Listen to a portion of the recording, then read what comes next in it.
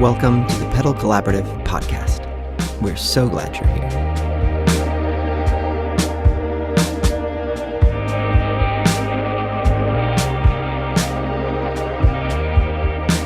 Hey, everybody. Welcome to the podcast. I am Alan with my good friend and partner in crime, Paul. And today we have probably, I think it's fair to say, the most look forward to guest that we have on our list of people that we want to talk with. And we're so excited to have Jinna Kim, the creative director and co-owner of Meris, with us today. Jinna, welcome. Wow. Thank you so much, gentlemen. But apologies to everyone who's like, who is this girl? No, yeah, I'm surprised and thrilled to have anyone curious to ask me questions. So thank you so much. No, we're honored. Yeah, I mean, you're kind of a minor celebrity in my household since I watched all the videos you do on the UX and stuff. And I watched the prEDITOR one like many times when I first got my LVX. So like, I feel like I've heard your voice a lot recently. Yeah. So I did have a question, Jinna, just out of the gates, just because I'm so curious, especially because I'm actually kind of a newbie to Meris. I've been in pedals forever, but Alan got me hooked on you guys, and now I can't stop. So creative direction at a pedal company, what does that role entail? I'm so curious. Well, I'm not sure how it is for other manufacturers. I can only tell you of my own, and it's pretty much, something that was, I'm just filling in voids that, roles that are needed in the company originally. So, I was doing everything from package design to web design, everything visual, to branding, graphic design, motion graphics, even photography. And the photography side of things, I'm self-taught. So I was just kind of learning as I was going. Oh, that's awesome. And I mean, knowing that you were kind of the creative force behind a lot of those things, those are a lot of things that draw me to what you all are making. Yeah. And I think this episode airs as I guess kind of the second in our unintentional series on aesthetics, because we last episode, we talked with our buddy Chris, who just kind of talked about looking good and how, straps and guitars match and just all this aesthetic side of things. But that was we didn't even plan on doing that at the beginning of, as we were, as Paul and I were going through like this list of like who we want to talk to. And we have been thoroughly impressed with just the overall brand image of Meris as a whole. Your website is phenomenal. Just the looks are so clean. Like even just like the boxes themselves are so clean, and just lovely to look at. And specifically the user interface on, first the LVX, now the MercuryX. It just had me at and I can't go to another big box anymore, because if it doesn't have the cleanliness and ease of use that yours does, I'm not into it. I don't want it. Thank you so much, guys. My background is branding, and before branding Meris, I also branded Strymon, and wow. I also branded several companies, including Dragon Frame, which is the #1 best-selling motion stop motion app out there. So that was my expertise, branding and also doing pitches for commercials, for end credits to shows, you name it. And so that was my strength. So I was doing that, full time. And Terry Burton, who's the original founder of Strymon and Meris, he happens to also be my husband, and he, wanted to start a company, and I wanted to help him, and so that's how it started. Oh wow! Oh, that's awesome. Yeah, I was actually going to ask the question how you jumped from doing branding to this, and you answered it before I could ask it. That's very cool. Yeah. So I was working in a lot of graphic design or motion graphics or VFX houses prior. And I was helping out Terry nights and weekends with branding. Wow. Mm-hmm. Oh, that's awesome. I do have a question. So branding, obviously, I actually have a marketing background myself. Oh, amazing! Because I don't.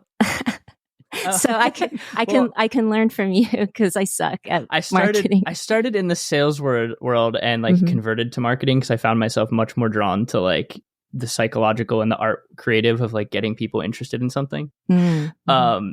But for pedals, now I know you talked about you've worn quite a few hats with Meris. Now branding in your world, obviously, like the cool logo for Meris, those 3 little like lines and everything there. I'm assuming you had a piece in that. But does that carry over to the actual like artwork on the pedals too? So yeah, the logo for Meris was made by me, and that took quite a bit of time.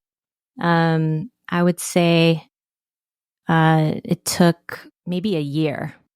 we took our time with it because Meris officially started in 2014, but I was branding it since 2013. Oh, wow. Yeah. And just being casual about it, just showing Terry, hey, what do you think of this logo? And he's pretty picky. So he kept saying no. And I'm like, that's cool, cause I'm used to that. I'm used to working with clients and so, that Meris logo was made by me. All the logos are made by me, anything graphics, anything visual. Mm-hmm. Oh, okay. Wow. That's awesome because they all are great. And I'm just curious, obviously there's the 3 lines on the logo. Is that like a minimalist M or what's I'm amazed that you saw that. It is a minimalist M, but it's also 3 monoliths that represent Terry, me, and Angelo. Oh, I love that so much. When I turn my LVX on and it lights up, I love looking at it. And now that I know that, I like it even more. Yeah. So, Paul, you just said it so nonchalantly, like, oh, when I turn my LVX on. I don't think everybody, and even Jinna, I don't think they realize how big of a feat it is that I've gotten you, like, you've kicked off your previous big box, and now the LVX is what you have. Yeah. I'll so tell cool. This too. I was a Strymon timeline user basically since the timeline came out. I mean, that pedal's amazing. Yeah, it's still an awesome pedal. I still have it. I didn't get rid of it. But I was very resistant to moving away from it. One, because I've had like presets for years. Like I've had it since it dropped and I just keep building on it and I use it and I know how to use it and that I'm very much in my zone. And so I borrowed Alan's LVX when he first got it. I think like right around launch of it. And I was like just kind of overwhelmed at first, which we do have a question out of this because I'm curious about the design of something on the pedal. And then I actually just got the black one when you guys dropped that because I also have a thing where if I can have a black colorway on a pedal, I have it. And so when you put that out, I was like, all right, I guess I'm going to get an LVX now because I have to get the black one before it's gone. I mean, I don't blame you because black is my favorite color. So I'm biased to black swimmingly. Yeah. So, but I got the black LVX and it finally bumped the timeline from my main playing and recording board. And the realization was actually, so when I borrowed Alan's, Alan uses like the text view of the interface. Don't say it like that. There's such disdain in the way you said that. I didn't say it with disdain. The text did not work for my brain. When I looked at it, I was like, this doesn't make sense to me. There's too many things I'm looking at all at the same time. My brain is overloaded. And then when I got mine and I saw the bubble view, it like clicked for my brain like right away. I was like, okay, cool, bubble view. So I am fascinated by the choice on such a pedal that already bites off so many different features. How did you guys land on 2 different distinct interfaces? Because that's not like an accident to make that as a task. Well, I truly believe that, everybody has, computes differently. People think differently. And, Angelo was very much used to the list views of the heyday of, let's say, like the Eventide H3000. You know, and so and a lot of times these guys are explaining to me the history of hardware in the industry. And, so I was really pushing for this to be easy to use because, Angelo he's brilliant and, he's going to give a supernova choices. And so, you know, we call it graphic view and text view for those who, so happen will check out or have checked out LVX, hopefully check out LVX and MercuryX. So graphic view, the way that I saw it is learn as you go, or a very methodical, focused approach, and an introductory approach to all the parameters, so that you're just it's not daunting. Because I am naturally a minimalist. My designs tend to very much lean towards minimalism. And especially when you got a plethora of choices, you know, it could just look overwhelming. So the graphic view and text view choice, you know, I was all about that because I feel that, you know, people think differently.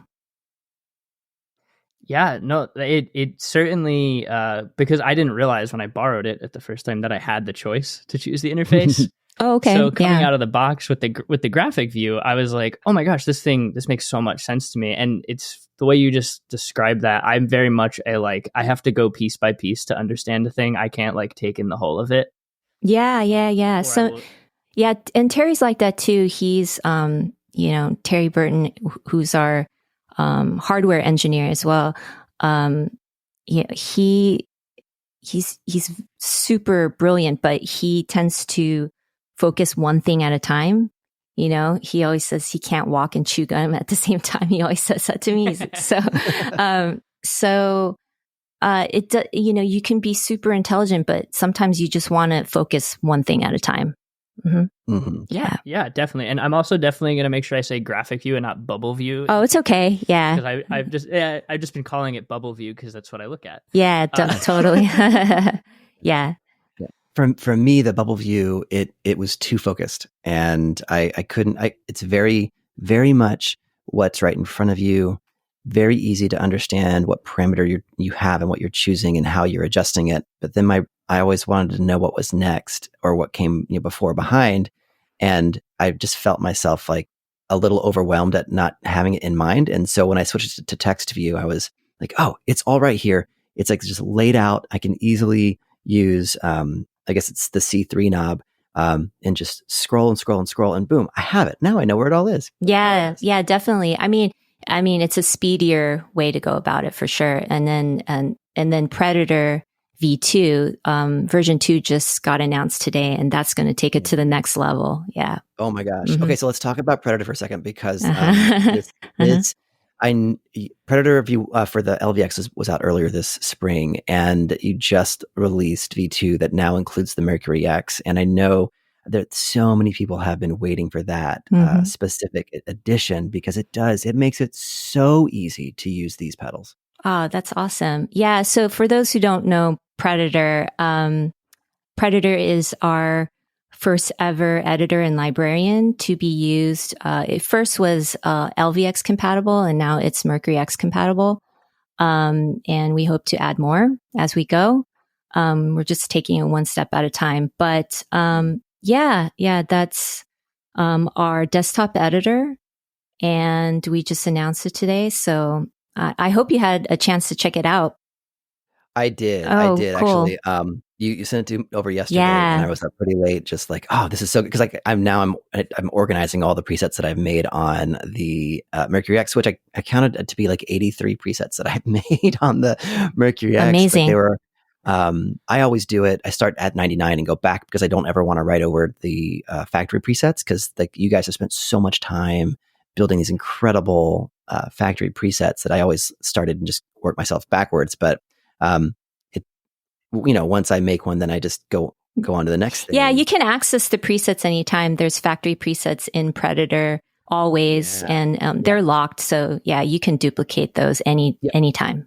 Yeah, I found that super easy last night. I was able to just, first of all, just you plug it in, and for the first time, and then Predator knows, hey, this is new. Let's grab everything, and it just easily imports it into the computer, into the software, and just makes it so easy to move around.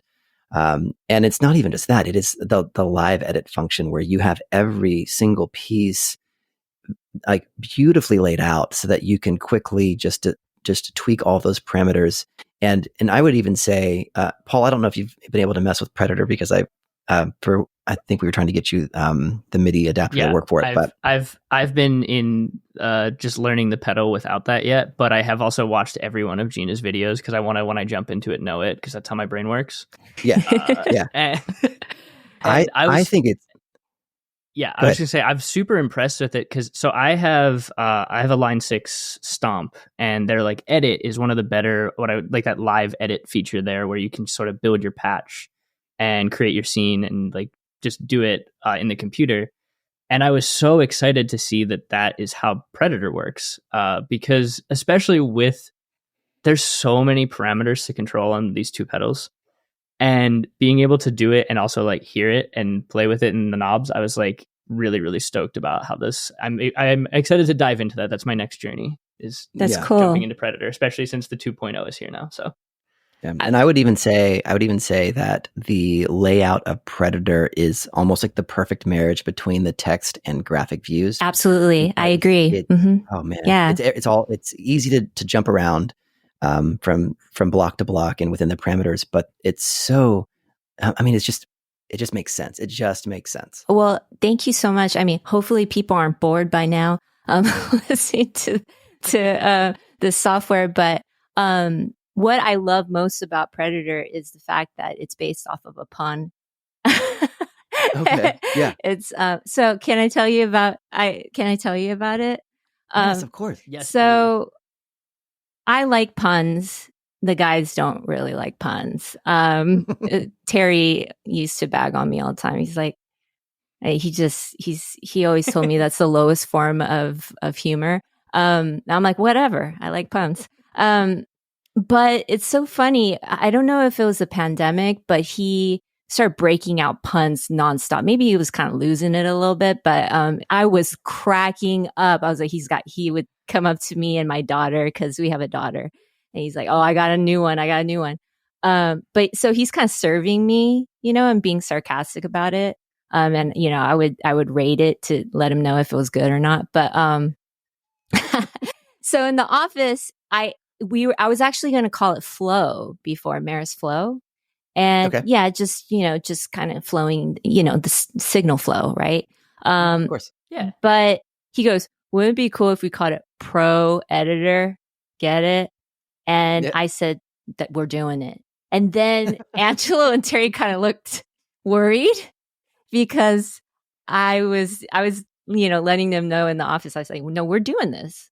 And then they looked apprehensive, and I said, I don't care. I'm going for it. I really like puns. Well, so there it is. And I love the leaning into the Predator movie with the get to the yes, yeah, that's exactly. Yes, that was it. Right away. Yeah. I was like, oh, I know what they're doing here, because I'm like a big movie nerd, and I was like, oh my gosh, yes, I like it even more now. Yeah. So. Yeah, we're Terry, Angela, and I also really love sci-fi movies, and so that makes perfect sense. 100% referencing Predator. Yeah, the movie. Fantastic. Yeah. Mm-hmm. Well, I mean, and that's the Mercury 7, which was your first box reverb that came. I mean, that's basically just capturing. Is it Blade Runner? Is like just that vibe? Is the reverb form? Yeah. So that is. I mean, Angela and Terry that's one of their top favorite sci-fi movies. Mine is Aliens, the second one. Okay, well, Aliens. We will definitely get along on all of these. Okay. I'm like, these are some of my favorite things. So. But the 1982 with Harrison Ford and Ridley Scott. But it's based off of the soundtrack for that movie, and then also CXM 1978. The name comes from Thix 1138. Oh my gosh. There's so many little references. Yeah. So we have a lot of sci-fi references, including this editor, librarian. No, it's fun. It's fantastic. Yeah. Yeah. I will say the Mercury 7, that was actually my first Meris pedal. And I liked it for the Blade Runner soundtrack, all of the sounds in there. And then I actually have an ASM Hydrasynth synthesizer, and they have a like Voight Conf test patch in there. So the very first thing I did when I got the Mercury 7 was actually try that patch with the reverb, and it was pretty delightful, and I was really happy about the recreation of sounds. So that's amazing. Yeah. What Terry and Angelo did with that pedal is mind-blowing for sure. Yeah, that one's still one I was literally just recording with that last night because there's so many cool little sounds you can get in there, and the workflows on those are really neat too with the secondary functions. I know some people get overwhelmed by them, but I think they're pretty intuitive. Mm-hmm. Yeah. Well, you also have the overlay, Paul. I do have the overlay, which I never had the overlay. But yes. But I don't need the Mercury 7 or the Polymoon because I have the LVX and the MercuryX. Amazing. Yeah, our YouTube channel is not entirely a Meris fan club, but it's like I feel like you're not. I'm just kidding. Well, no, we are, but that's okay.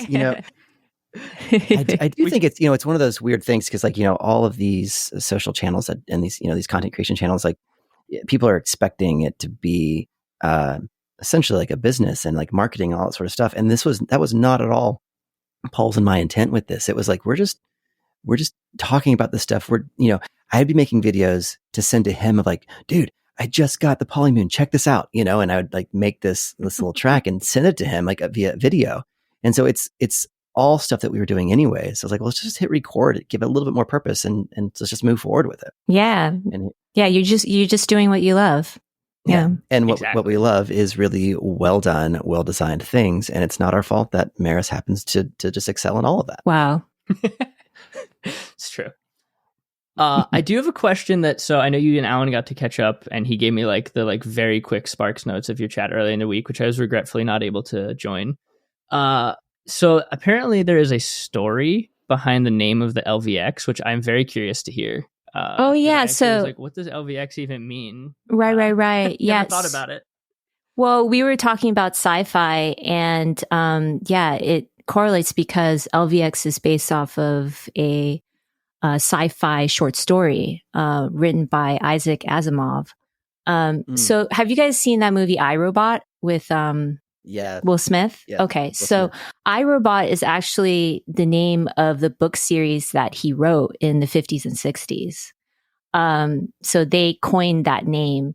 But anyways, LVX, the name comes from a short story called Robot Dreams. And he wrote... It's a play off of oh my gosh, I know what you're talking about. Oh, really? Whoa, I'm amazed. I'm amazed that you know it because nobody... It's spelled out like ELVEX, right? In the short Whoa, story. wow, Okay, so... Yeah, so... Okay. So, Alan, if I can explain to you if you don't know, or I do not know. Or if anybody out there is interested. But anyways, he wrote it in 1986. I was trying to come up with the name because honestly, it takes about us like an average of 3 months to come up with names. Obviously not MercuryX, of course, but Asimov wrote Robot Dreams, and there's a robot called LVX-1, but in short, people called it LVX. Just like what Paul said. And so the book, the short story is based off of the fact that these AI or robots had fractal brains that mimic the human brain. And there's a doctor in it, Dr. Calvin. And the robot tells the doctor that he had a dream. And it was about a revolt against the 3 laws of robotics. So in the short story, the 3 laws were basically all about protecting and serving humans above all else. I don't remember those 3 laws or whatever, but it's all about how humans are above the robots. However, LVX said that it was replaced. So the 3 laws were replaced by 1 law in his dream. And that law was to protect the existence of robots. and that it was led by a man. So the doctor asked, well, who is that man? And he said it was him. So, Oh, wow. So in the end, Dr. Calvin destroys LVX. Anyway, so I pitched that to the guys, and they're like, "Sweet, let's do it." That's awesome. That is really cool. Yeah, and then people thought I can't believe my brain didn't put that together before hearing that story, because I am a big like science fiction reader as well. And as soon as you started saying, I was like, "Oh my gosh, I know where it came from." Yeah. So a lot of our products, have some sort of sci-fi reference. Mm-hmm. No, that's great. I think that you guys did a really good job with the branding overall of LVX when it came out. That there's like a flavor of that just fits your brand. Like, and so sci-fi makes perfect sense. But I personally would not have connected it to that short story. And in fact, a lot of people on the threads just were referencing, I guess, what is it? The Latin word for light. Mm-hmm. That's understandable, but it's not. Yeah. Mm-hmm. Which then I was like, well, then the next one's going to be the Latin word for, like, the MercuryX is going to be the Latin word for dark. That's what.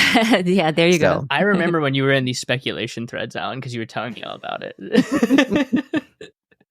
Well, now I'm in the speculation thread of what the next big box is going to be, because Jinna just quick passed over, when she was talking about prEDITOR and like how it'll be ready for the next thing. And I caught that, Jinna, but I won't ask you about it. It's all good. I mean, he does have a wish, Jinna. He has a creative wish for this. I don't know if he told you that the other day. Tell me. I did. I think I did mention it, but I will officially tell you now again. I think, that, you guys have done such a good job incorporating elements of like the Hydra and the Autobit and, the Polymoon and the Enzo and the Mercury 7 within these bigger boxes that you've made. I could totally see one more big box that is essentially the Hydra, the Enzo, and the Autobit all combined and into something like super duper powerful. Yeah, I'll relay this to the guys. I mean, let's just say that it's pretty obvious at this point what the trajectory is of our products currently. Yeah. Mm-hmm. Yeah. Which is. I mean, for those who follow us, for those who know of Meris, Mm-hmm. Well, and I think that at this point, if they're 12 episodes into this podcast and they haven't heard of Meris, then they haven't really been listening. Thanks. We're just in their ears and they're just not paying attention to any of the words coming out of our mouths. Yeah. If I can go back a second and reference something that I really love that you did with both of the LVX and the MercuryX, and which I assume will then be whatever is coming next, and it harkens back to what Paul was saying about minimalism. I love how little you have printed on the enclosure itself when it comes to the knobs and the controls.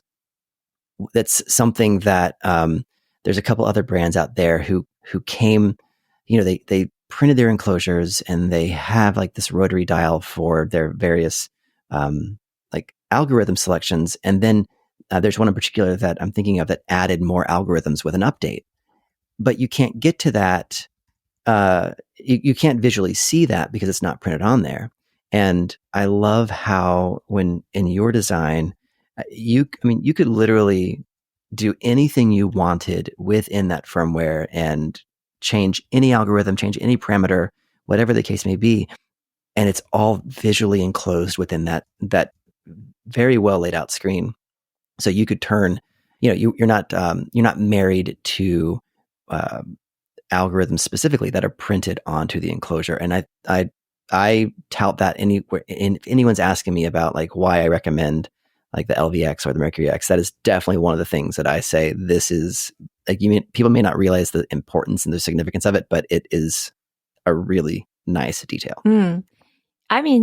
Screens should, the whole purpose of it is to give you flexibility, to update the graphics or the contents inside. So for sure, that's definitely a huge benefit when you have a screen on the pedal.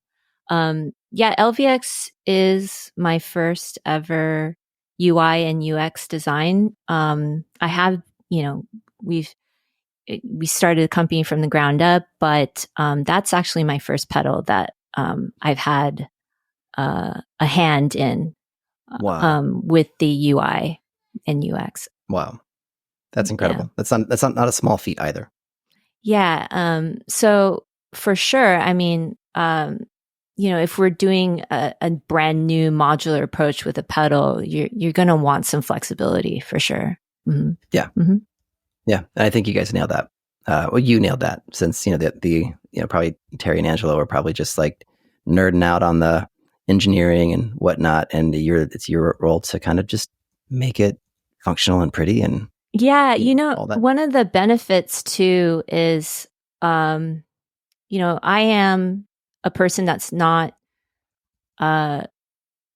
immersed in the music world, and I don't live and breathe music gear like the guys do.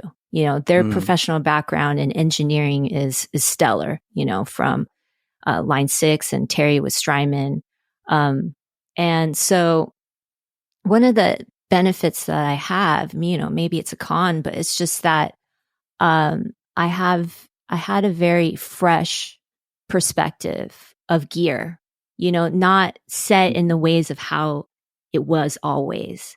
And that with any machine, with any software, there is a learning curve. And we don't think that, but we actually are human beings that learn a certain behavior of machines, and we expect things to work a certain way because that's how it's always been. And so from a pedal standpoint, I really didn't have that knowledge or experience. And so these guys, through the many years, especially with Angelo's patience, he's really explained to me the history. And I've always wanted to learn so that I can apply my expertise, my visual expertise to it with a fresh eye, if that makes sense. Oh, it absolutely does. Mm-hmm. Absolutely. And I think it's like that, a benefit and a curse, right? Because, the benefit of the fresh look at what you're doing, being able to design something that, you may be kind of stuck to some restrictions of various physicality parameters, things of physics and all that sort of stuff that you have to deal with. But, you're not going to a design of something saying, oh, well, it's always been done this way, so this is how we have to do it. Yeah, I just didn't have that. Maybe it's like naivete, but I didn't have that background. And so I just came with a fresh perspective. And here's the other thing is that I did a lot of motion graphics and graphic design for, let's say, video games or for commercials where they, the client would say, oh, just put some cool graphics in it. And so I did a lot of fake UI that didn't have to work. And I also worked as a contractor for GM Advanced Design. So what that is like concept cars. And what they had me do is a lot of heads-up display or concepts or UI for the speedometer and stuff like that. They wanted me to conceptualize for concept cars. And, since these are concept cars and a lot of them don't really have to drive, really, they're just on display. I did have a lot of bullshit. I had a lot of background in bullshit graphics, right? And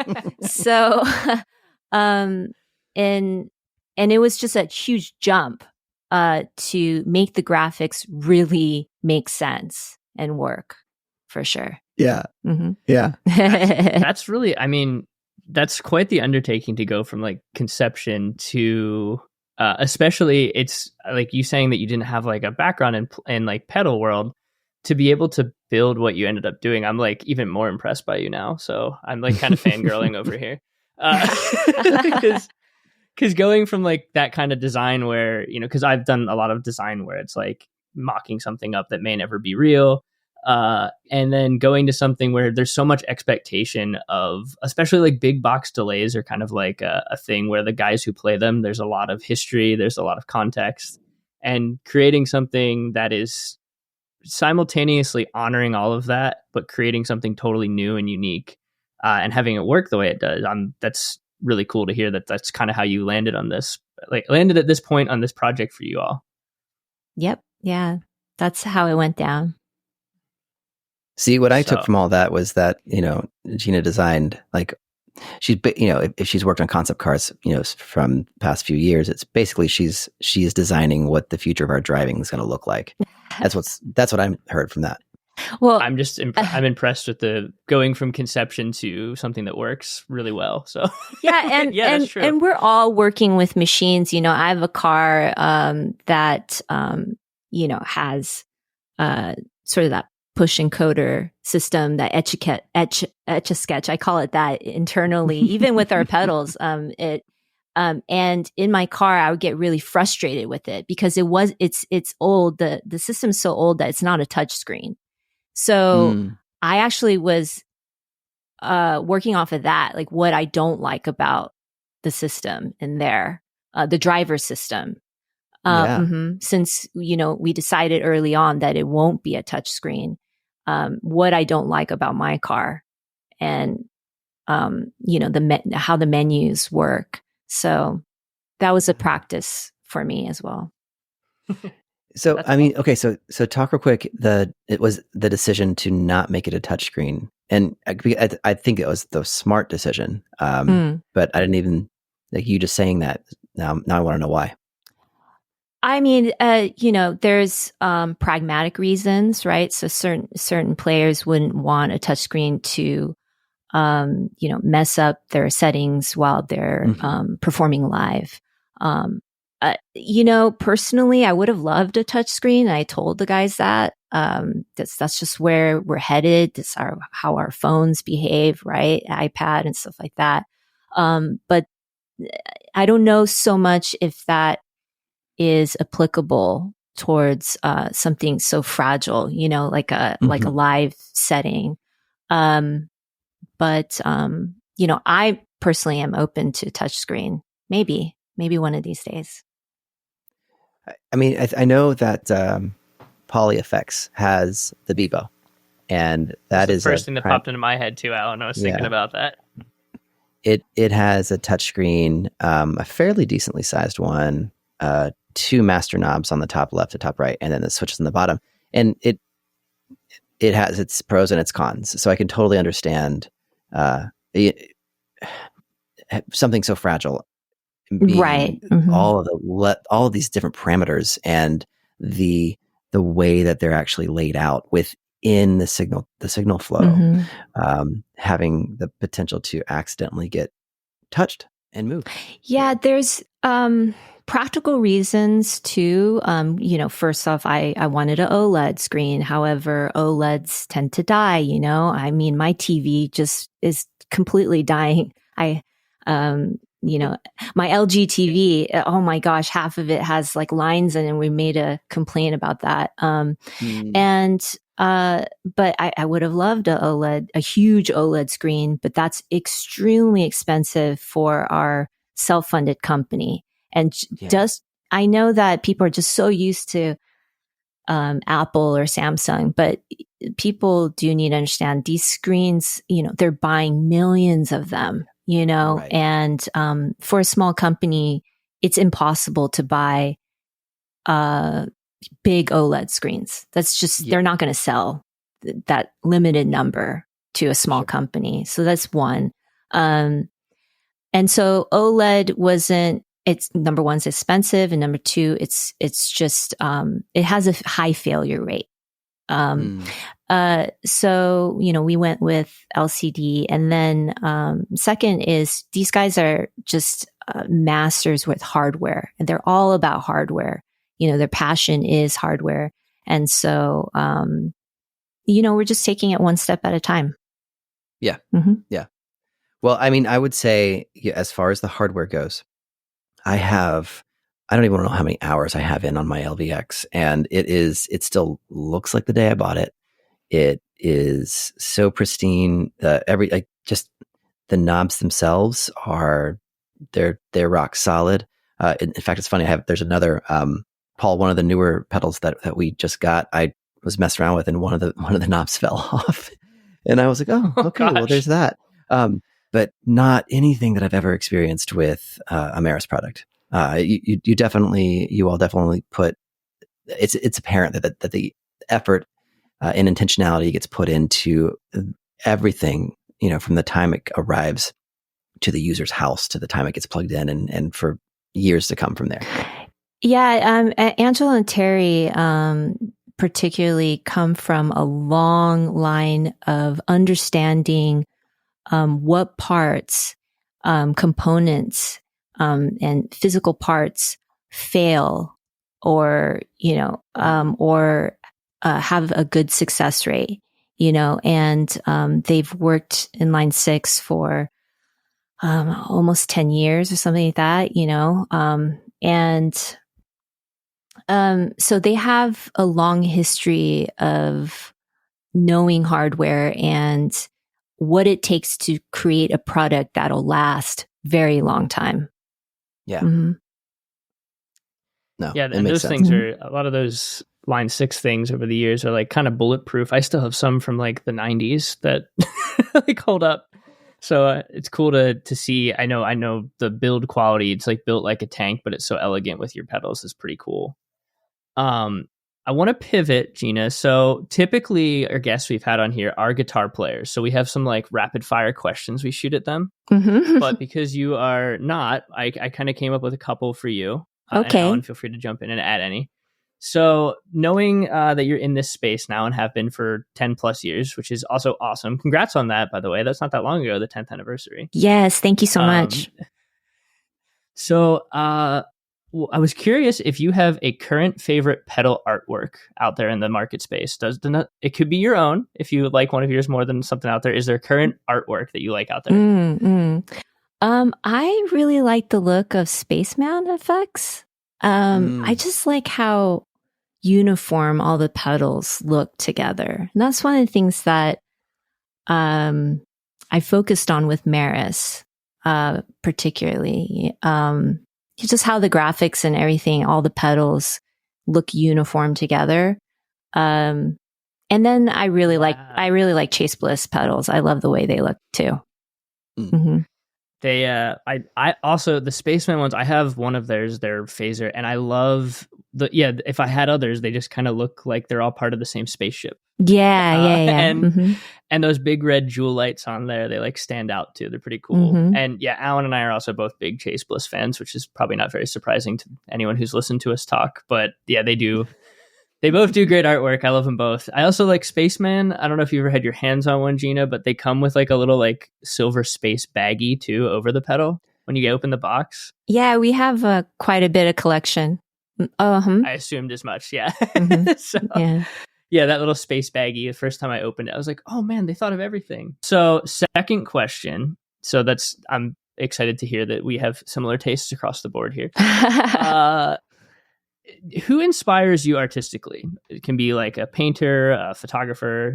Where's your inspiration come from? Oh gosh. So when it comes to graphic design or when it comes to architecture or geez, you mentioned movies. So my favorite, I mentioned to you guys that I really like minimalism. So I love Jurian Schrofer, Manfred Moore, and Mark Nizam. Those are graphic designers that existed before computers. And what I love about it is they're really, one of my things that I love is the use of lines. They're so binary. My favorite color is black and white. There's just some purity to it. And so those are the graphic designers I really admire. They are maybe like the godfather of computer art before the computer was made. I love, the American architect Richard Neutra. I don't know, just Dieter Rams, for industrial design. I don't know that my inspiration comes from a lot of things, directors. I love movies, contemporary or, pastime, like Stanley Kubrick is way up there. Oh gosh, absolutely. Let's see. And Denis Villeneuve, of course, Ridley Scott for sure. So, yeah. And I really love Brian De Palma too. So, yeah. The list goes on and on. I'm glad we asked that question because now I'm like thinking about so many things too. And actually, the only one you said in graphic design I heard of was Schroeder. Mm-hmm. So I'm going to look the rest of those up after this and probably geek out on a bunch of stuff. All right, so I have one. Yeah, no, you had one, Alan. Go ahead. Yeah. All right. So, what music are you listening to, or what would you recommend to our listeners to go spin? Oh, well, it depends. Yeah, lately I've been listening to, I listen to a lot of electronic music, and so I love No Such Thing. And Makeup and Vanity Set, and I'm lucky enough to be friends with Matt, who's Makeup and Vanity Set. It's just one of the benefits of just being able to meet other artists in the industry. And when they turn out to be so cool, like Matt, it's amazing. I really love Lone. He's pretty up there. And then I don't know if you guys like contemporary classical music, but I love Brad Oberhofer. He's really up there. Of course, Ryuichi Sakamoto. Yeah. So the thing is, I've become really boring. Like, I'm listening to a lot of chill music lately. It helps me to also think and to chill out. Maybe if I'm stressed out, it helps me to chill out. But yeah, it changes. I'm really into West Coast rap too, and I like to listen to rap. And yeah, maybe like when I was a teenager, I would say my top favorite band was Fugazi. So it's all over the map. Awesome. So I love that. Yeah. Well, I there's this one. Can I tell you, or yeah, probably everybody's like fell asleep by now who's listening. Not at all. But I actually threw a flower to Ian MacKaye when I was 17 years old. So I was in the stage. I was only 17. I was in love with him, and he picked it up. He smelled it and put it on his amp. And I'll never forget. Oh, that's awesome. I'll never forget. Yeah, that's a pretty good. That'd be a big moment as a teenager. I would dig that. Yeah. It's funny you talk about teenage music. Actually, one of the first times I ever heard of Meris was actually through an artist that I was like really, really into and still am. But Nick Reinhardt from Terra Melos. Oh wow, yeah, he's a great friend. He's awesome. Mm-hmm. Yeah, I first saw. I think he did an Autobit video for you guys a few years back or something. Mm-hmm. And I was like, oh, if he's into them, then I'm into them. That was like the first time I'd heard of you guys, and then I took a little while to dive in, and so. That was musicians and inspiring musicians and art inspiring art is something I think happens very frequently in this space. So it's cool. What's crazy? So like we saw him live before we even started any companies, me and Terry.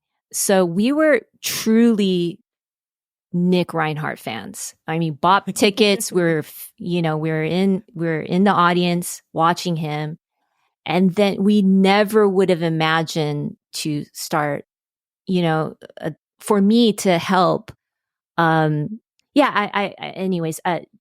Terry and Angelo truly are, I'm the saddle maker. I kind of see myself as a saddle maker, and Terry and Angelo are the ones that I just want to watch them ride it off to the sunset. I know that sounds really stupidly poetic, but I just never thought that I would be here where I am today. So it's so cool that, years later we got to know Nick, and now we proudly can say he's like a really close friend.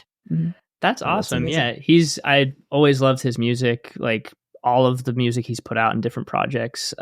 He's definitely an inspiration on my guitar playing for sure. Oh, wow. Okay. a real out there dude. And so it's cool. That's cool. I didn't realize that you guys, I knew he had like done videos. I didn't realize you were that close, which is awesome. Yeah. But we were fans first and foremost, for sure. That's so cool. That's so cool. Well, Jinna, thank you so much for chatting with us. I like love the circuitous nature of conversations that Alan and I have. So it feels like you just fit in here of like, we're talking about art, we're talking about pedals, we're talking about Meris. Now we're talking about like directors, and I love this. So this is awesome. I know. So our big plug for you is you guys have the new prEDITOR version out which includes MercuryX. Anything else that you want to plug or tell people about before we get out here today? Pedal Collaborative. Let's plug let's plug you guys, man. Especially you've been so kind. So thank you so much. Yeah. And for those who would like to check us out, has never heard of us, please go to meris.us.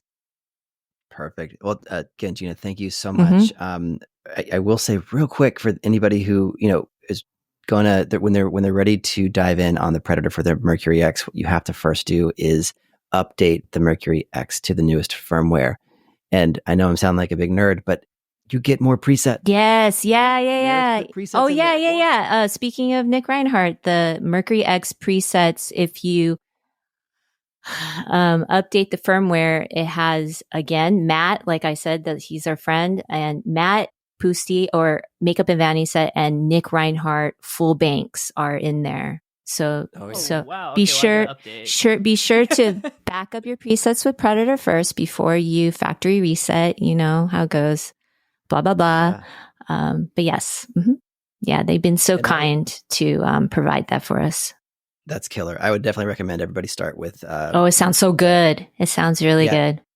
In so Nick's gradient preset it had me for like almost an hour. Be sure to hold the hold modifier too when you're playing. Everybody out there, yeah, it's fun.